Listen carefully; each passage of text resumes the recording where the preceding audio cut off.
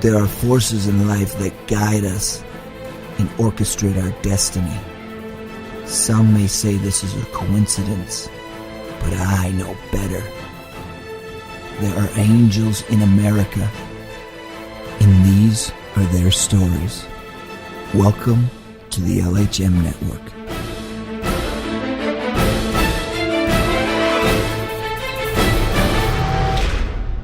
Hey everybody, welcome to February on the LHM show. How you doing, Dee? I'm fantastic, Wade. How Good. about you today? I'm doing good. I'm surprised I'm actually doing this good after our trip to LA. You know. look pretty well rested. I did. I got some good sleep last night for a change. Yeah, we just got back from the NAMM convention in Anaheim, California, and we got some great footage that I think we're gonna air that in about a week or two in the next episode. It's really good. It was a fantastic trip. I Yeah. look forward to going back. Oh yeah, absolutely. So today we got a great show. We have a really great actress coming on, Krista Grotte, and we're gonna talk about addiction actually. And yesterday was my anniversary. Congratulations. Yeah, 12 years sober.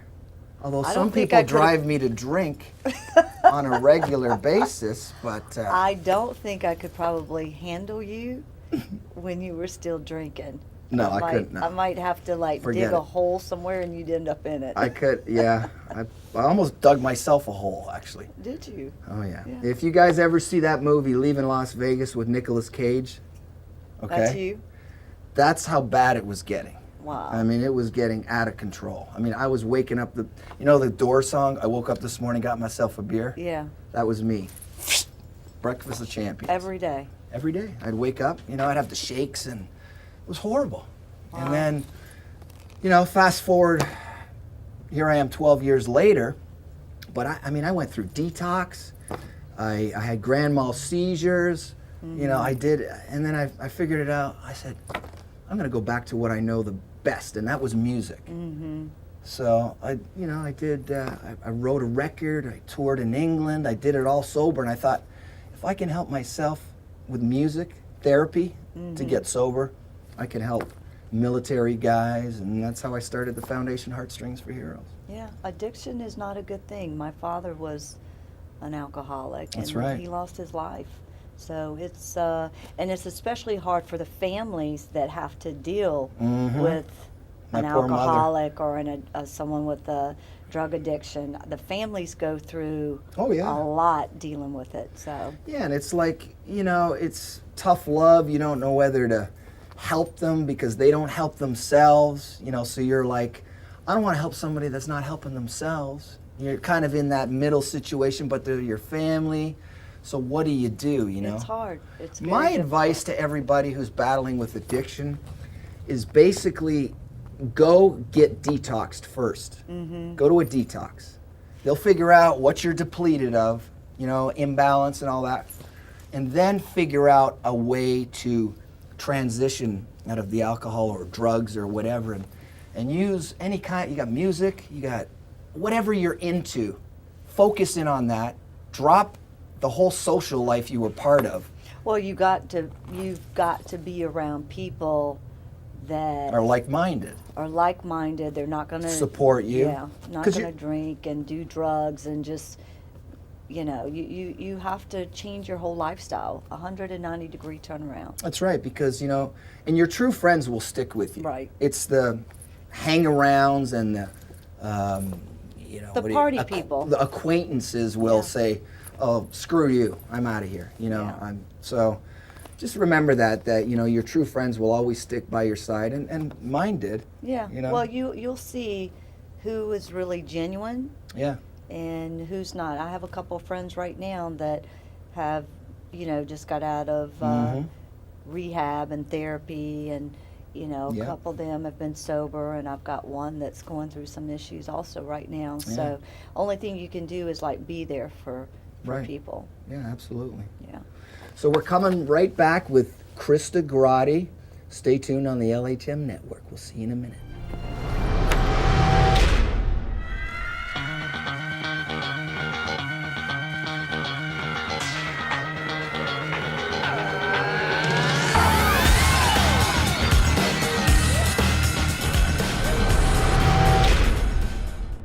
everybody. Welcome back to the LHM show. How you doing, Krista? I'm doing great. How about you? I'm doing good. So, Nation's Fire was the last movie that we were sort of in together, although I barely saw you. I was on my bike. It was a crazy day that day. It was. That was it was fun. hot. It was hot.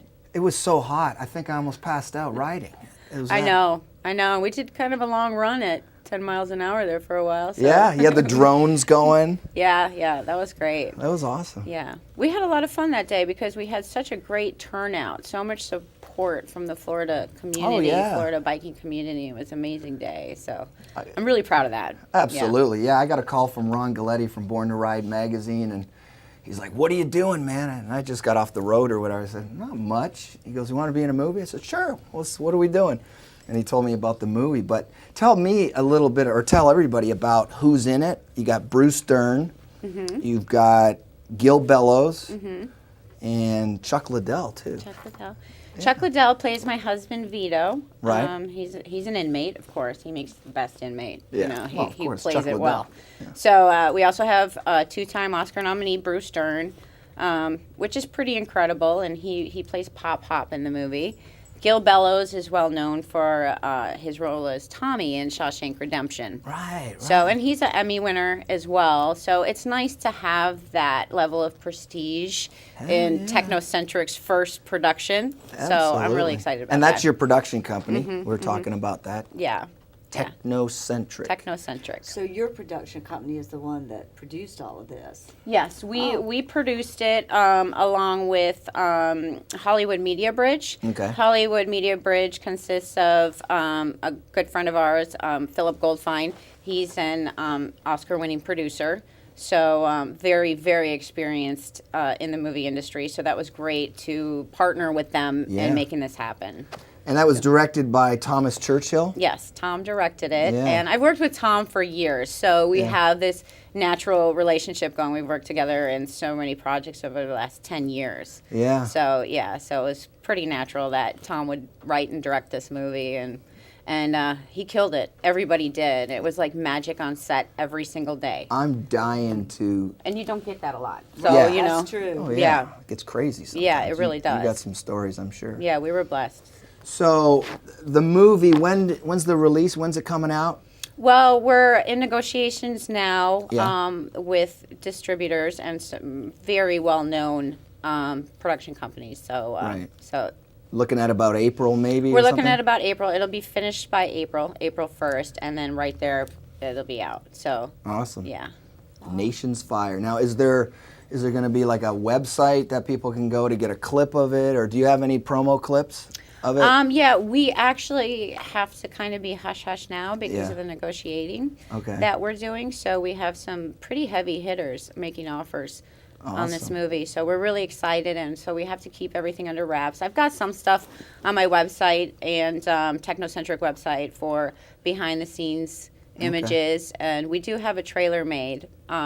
So I can't wait till I can put that Yeah. out Yeah. publicly soon. Yeah, tell everybody what your Technocentric production company website is. It's technocentric.com, and it's with a K, Tekno. There you go. Yeah, CENTRIC. Very cool. Now, you got some other things coming up? What else you got? Yeah, coming we up? have several. I have a few movies in the works. So now we're just in the beginning phase of negotiating that. Technocentric may come on as producer as well. Okay. And there's a couple of projects I personally want to do. So, but I'm not ready to share that yet. So. Well, yeah, some of the projects, it's like heartfelt. You want them doing more than others. Yeah. Right? Yeah. It's not, Big time. Not necessarily the money sometimes. It's like, I just want to do that. It is. And it's, you know, where I'm at now, I have that ability to say, no, this is what I want to do. Right. So, You're you not know what? hungry that- I'm going to make this happen. Right. I've done that long enough. For the past 20 years, I've been making movies. And so I just look at it, now it's my time. I'm running my own show. Do you like the production end of it better than being an actress, or are you good? No. No. I love acting. Mm-hmm. It's what I've done since I was a kid in my bedroom remaking Annie and Lassie Come Home with the Dog. I was going to ask that. Yeah. When did you start? It was to me it was always an escape, I guess, to get outside of myself and the world around me. Right. So I just naturally did it. I didn't even realize that I was being an actress. You know, I was making these home movies and just gravitated to it. oh my gosh, and I had so much fun, and playing Orphan Annie was my favorite. I don't know why. And I did that. And so it's just what I do, and I love it. Did you do some acting school? Did you take any of that, all that?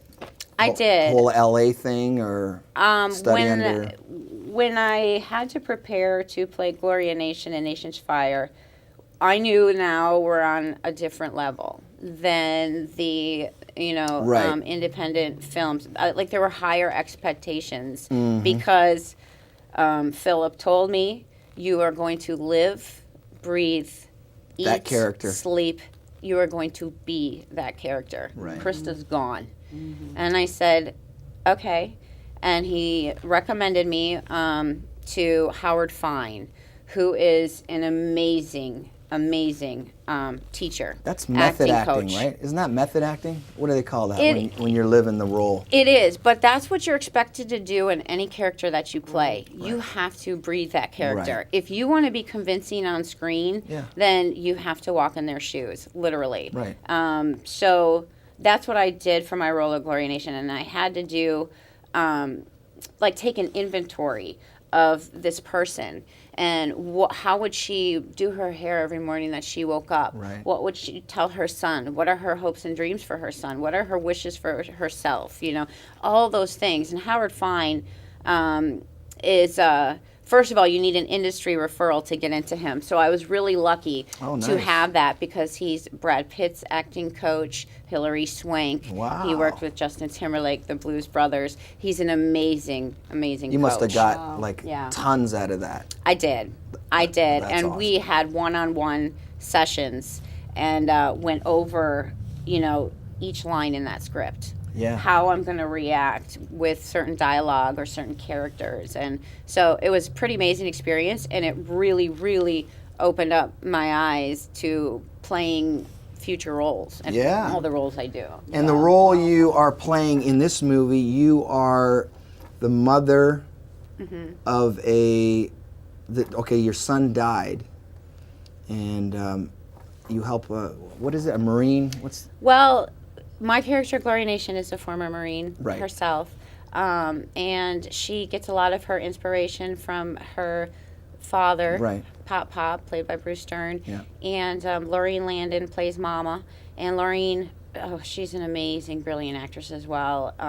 She is really the epitome of that drunken trailer trash, and my daddy walked out on us when we were little, so there's those issues that are there, and then I get with the head of the One Percenter Club, Reno De La Furio, who is Vito, played by Chuck Littell, my husband, and he goes away to prison, and I have my own club, which is Heaven's Fire, and I walk away from that lifestyle, but I'm still involved because I'm running the tattoo parlor and the bail bonds shop that my father had started up with my husband Vito.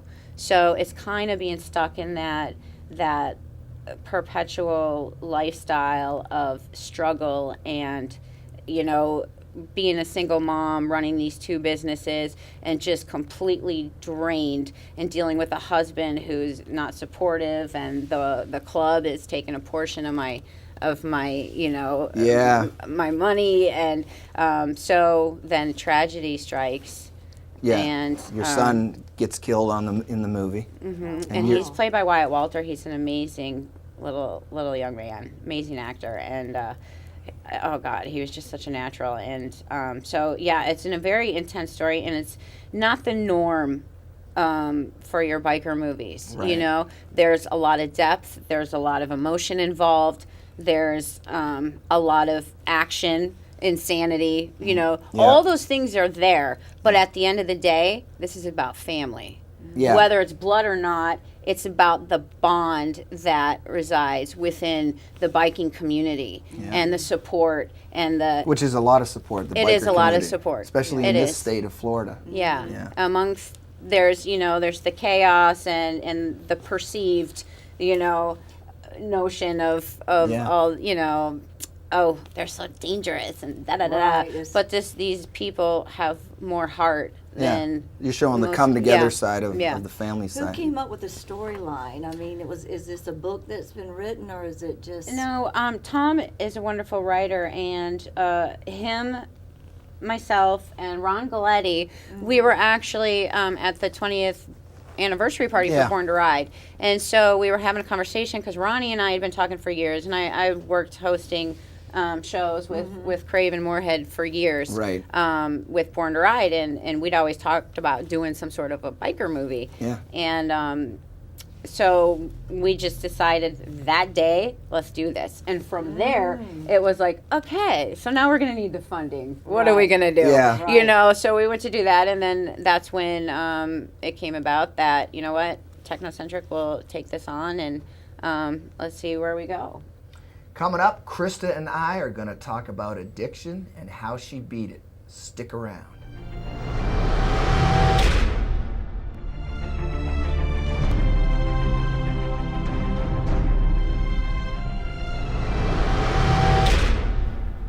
Welcome back. So being in this industry, and I'm in the rock and roll industry, you're in the acting, there's tons of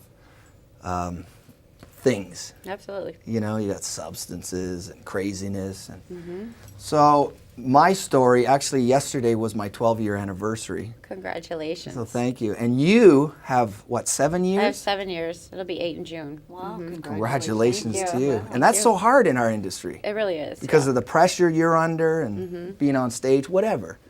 So how did you, first of all, what was your drug of choice and how did you say that's enough and what happened? How did you fall off the edge of the cliff or? So, it took for me to hit rock bottom, Right. as it does for many people Yeah. to recognize. I was right there with you. And it's something that progressed over time. Although I can look back now and say, no, I had a problem from day one, the first time that I drank, because when I drank, I didn't stop. Right. So, and it's not that I did it. This is where people kind of don't understand. It's not that I did it every day. I didn't wake up and grab a bottle of whiskey or Patron or do any of that. It wasn't like that. I could have been just looking forward to going out on the weekend or going out to the bar that night or whatever. And it could be once a week, once a month. But that can do enough damage It did. in itself. And here's where I believe that things started to change.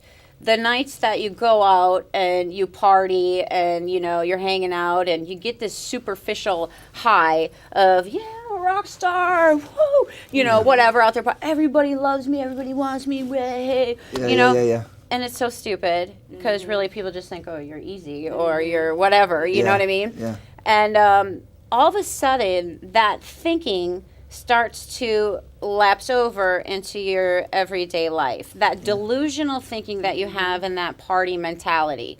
And, I realized, and then after a while, all the things that happened to me. Now, it's true what they say that in our adult life, we live our adult life trying to overcome the traumas of childhood. Okay? And so many people live stuck in the past from whatever they'd gone through in childhood. And everybody has gone through things because that's life. That's what life is all about. Our parents were Growing, never overcoming. perfect. But Parents it were becomes never an perfect. excuse sometimes. And it does. So so my personal trials and tribulations as a kid, were pretty intense. My sisters and I were always separated, and my dad was away, and couldn't get out. My mother, with her, issues and things like that. So we were always separated and lived in different homes. And I became a ward of the state young, and became a mother at 16. And so I've been an adult since I was 16 years old. And me and my older son kind of grew up together. And you got thrown in it. It wasn't did, like, you yeah. know, you had much of a choice. And it's what I knew. Drinking's Right. what I knew. Right. But then again, it is everywhere. It's completely pushed into our subconscious minds that this is what you do if you Yeah. want to be beautiful, if you want to Yeah. have a good time, if you want to make friends, if you want to blah blah blah blah blah. And it's everywhere. 100%. And so I started to realize that I was gaining a lot of anger and resentment. Anger for what certain people had done to me as a kid, Starts coming out. things that happened, Yeah. things I've witnessed, and all those things, right? So finally, one day, after I came home and passed out on the floor, spilt my drink, and just, was completely unconscious.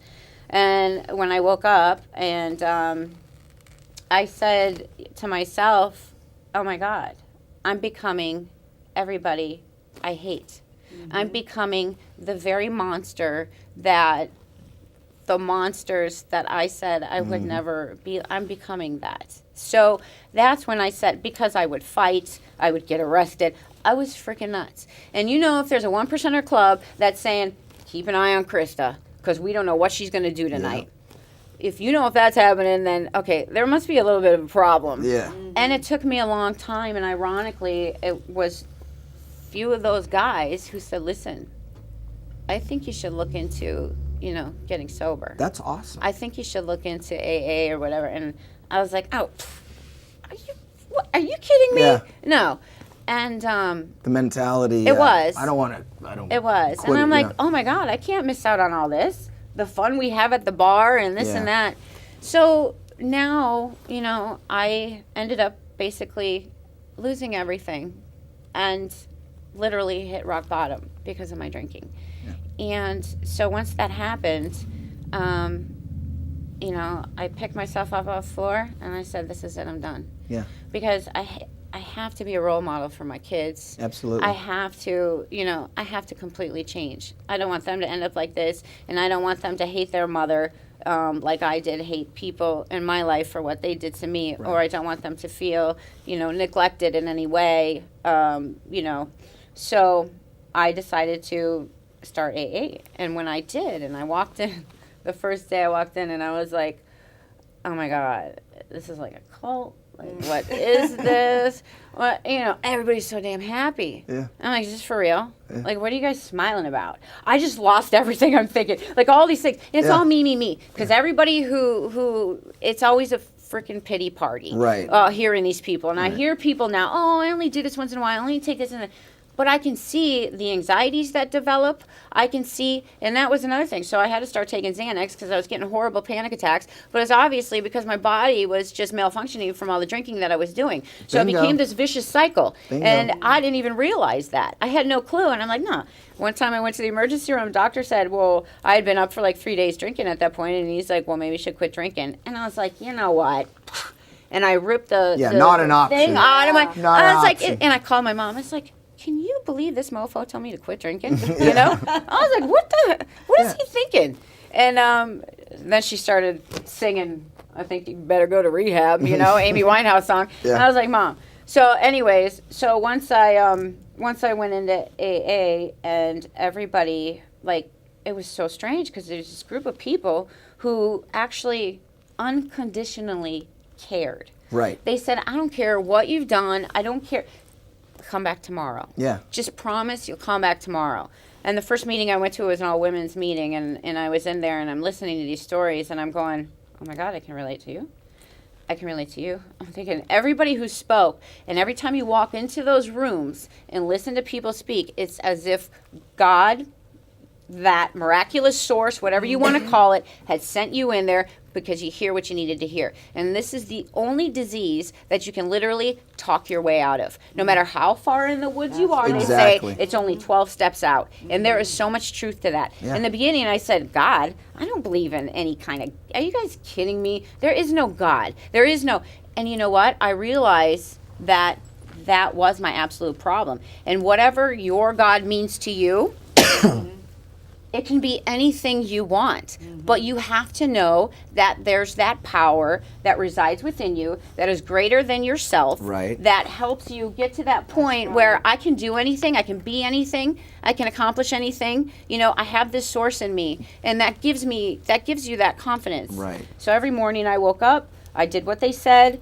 You know, you find what your God means to you, and I found that, which is that little light of energy, that energy source I feel that resides within me, and I spoke to that when I prayed in the morning. Just let me get through today without having a drink, and I prayed thank you at night, thank you, and it's almost your own support system that you have developed within yourself, and before you know it, it just starts growing and growing and growing. So I had a woman come to me one time, and she's an alcoholic, you know, and she's like, listen, she's like, come on, what does spirituality have to do with anything? And I'm like, are you kidding? I said, go to the liquor store up on the corner. It says spirits, wine and spirits. Yeah. Obviously, that's the name of it for a reason, because you are completely filling your spirit with this fake poison, you know, to make you feel good temporarily and then feel like crap It's a a few Band-Aid hours on later. a big problem. Exactly. Yeah. So so it was very amazing, because after I started reading. I love to read, so I read a lot of spiritual books and just really psychoanalyzed myself.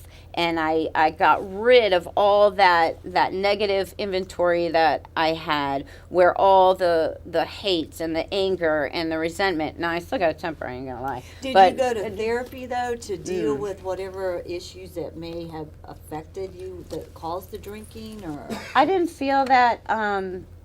I've done therapy before. I've done everything I could, and I felt like me being a residential counselor myself, kind of ironic that I got to this point, but I worked with the mentally ill, severely schizophrenics, criminals, and that sort of thing so in you mental kinda hospitals.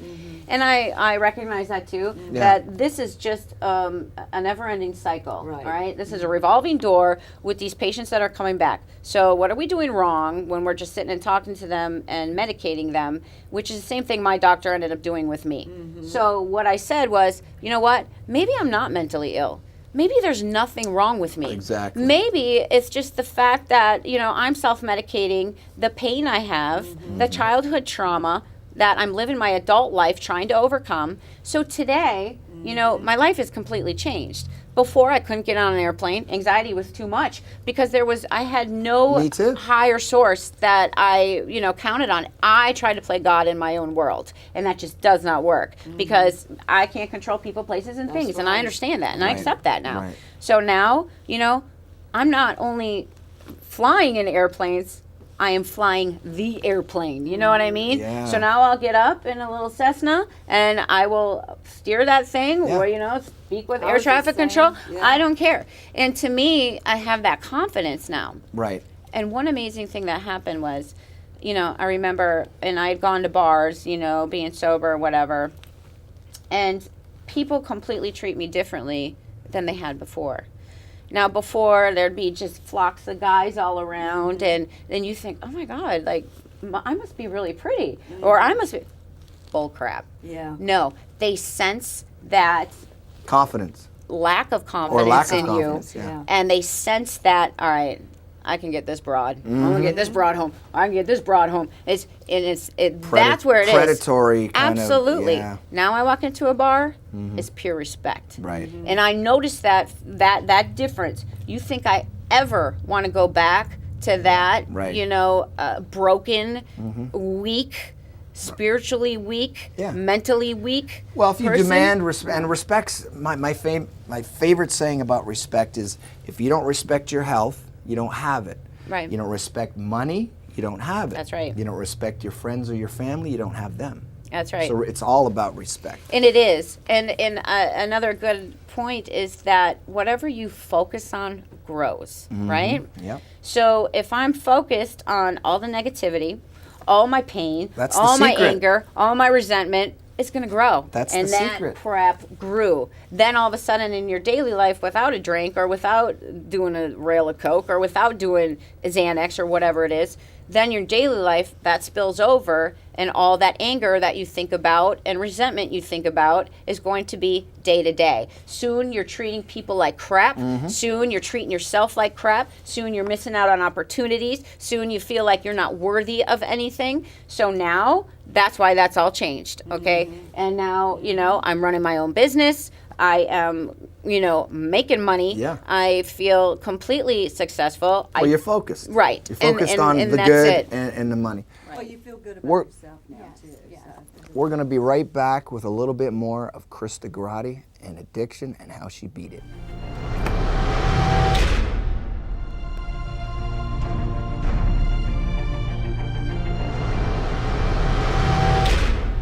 Hi, welcome back. So we've been talking about addiction and how, trying to help somebody recover from addiction. There's so many factors. And the thing, what a lot of people don't understand, we were talking about Xanax and things like that, and you thinking that you're having an anxiety attack, when really it could be something as simple as your blood pressure's dropping, Yeah, a chemical. sugar level, whatever. But you have to go get this checked out and stop popping more pills or drinking to cover up that problem, right? Exactly. That's a big thing. It is a big thing, and it's very common, and that's what I learned about myself is that I can't have caffeine. I'm highly sensitive to caffeine. There you go. That will cause me to have a severe panic attack. Yep. The alcohol would cause me anxiety and panic, and they were so bad that I thought I was having a heart attack the next day. Yeah. And then, of course, the doctors would just put me on Xanax, and I'm like, oh, okay, well, and it's so short-lived. And then before you know it, you need more and more and more. Then mixing Xanax with drinking is not a good thing. And all of a sudden, you've got this whole chemical warfare going on in your body, and then anything can happen at any time. You know what I mean? And I believe that's how a lot of people OD and die. And Dee, you were saying about AA and how important it is and people to have compassion. Well, Yes. what I was asking her is, I've, over the years I came across people who used to drink, Right. and they would Holier get than sober, now. and then they were, if there was another person that may be having struggles, whether it's alcohol or drugs, Yeah. they didn't have the same amount of sympathy for that person. Right. And they were very judgmental and, well, this person is stupid or they should be, so that's why I was saying, do you have empathy for people and show the same sensitivity? I do. Honestly, when I'm dealing with something or someone who's walking in the shoes I was walking in, absolutely I have empathy for them. And it's heartbreaking because I know what they're doing to their life, their future, their relationships, and it's sad, but you also have to know and understand, are they working me? Are they wanting to truly get clean and sober? Are they taking advantage, or are they being manipulative in any kind of way? Because it's very common too, Right. And so that's why I feel like going to those rooms and people sharing their stories, sharing their experience, sharing their strength is where people like that. Now, I've run into a lot of people too. I've run into a lot of people in NA who are like these holy rollers. And listen, you got God, you got now. Listen to me, and you're gonna do like this. And can I come over to your house this weekend and ride your jet skis or whatever it is? Exactly. And and I'm like, okay, let's take a step back. Okay, now, and there's those people, and now the way I look at them is that this is what they have to do to keep themselves sober. This is their way of keeping themselves. Everybody's got their own little thing. So if they're going to try to push their beliefs on me or try to push, themselves or this kind of thing, I have an understanding of that.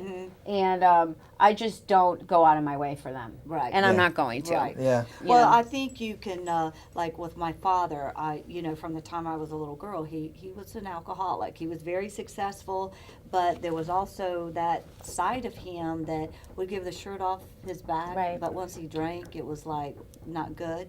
But we would sit in church all the time, and he was like, "Praise the Lord," but then stay clean for 3 months and then would be out drunk and then sit back in church but then he would look at other people sometimes too and want to give them all this advice but Right. didn't live it himself. Practice Well, there's what a- you preach. There's a lot of, Exactly. and the thing about preaching is, I don't really like to preach. No, I I don't don't say either. you shouldn't do this, you I don't shouldn't do say that. nothing, yeah. I just tell my story. That's what I do too. Didn't work for me, That's what I do too. I was a mess. And oftentimes people listen, and I even did this at the psych ward, and when I worked with these underprivileged teens and adolescents, and I knew that I can't tell you, here's what you need, because I don't like anybody talking to me like that. Right. Don't tell me what I'm going to do. Right. I will decide what I'm going to do. You I don't make my listen, own you decisions. just shut it off. Right. But I would share my story and Right. say, listen,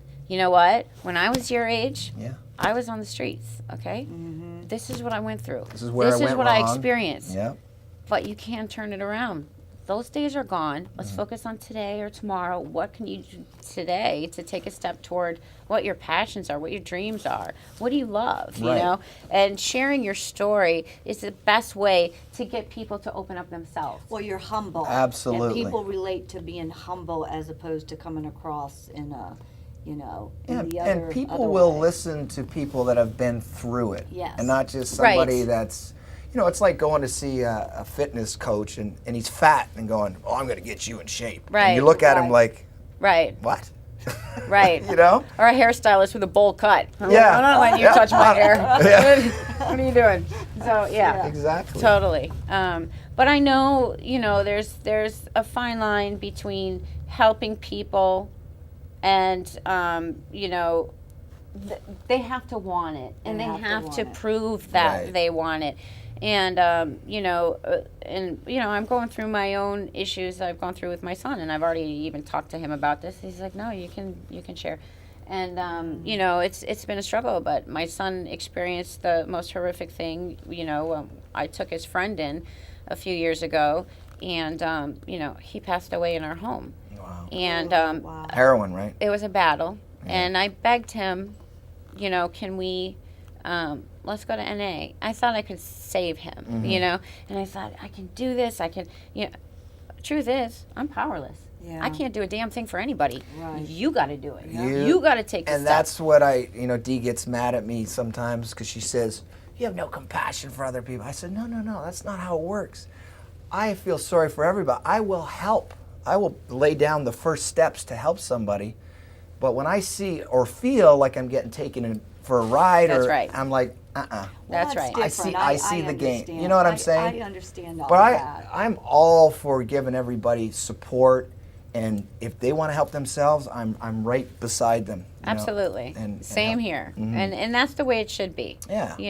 You're there for them, but they got to take those steps, and I'll walk with you. Right. But if you're going to stand back there and I'm doing the walking, and Yeah. you're just asking or whatever, then you can stay there. And God, But even with God helps you, but you got to Absolutely. help. You got to do some of the work. absolutely. You can't do everything. And you got to be open to it. You have to really think about what you want to focus on and make that grow. Like I Yeah. said. So Absolutely. yeah, It's important. it is. All right. Well, we had a great time here with Krista Grotte. She's an amazing actress. She's sober. She's got a lot of great things going on. So I wish you all the best, and I Thank can't wait you. to see the movie when it comes Oh, out. I know. I can't And wait. good luck Nation's with Fire. your production company Thank and you so all much. the other Yeah. things I'm you so have going excited. on. Thank you guys. So look out for the show or the movie, Nation's Fire. Go on her production site and check out all the good things she's doing. And it was very much a pleasure to have you. Thank you. Thank Take you care. so much for having me. Thanks for watching LHM. See you next time.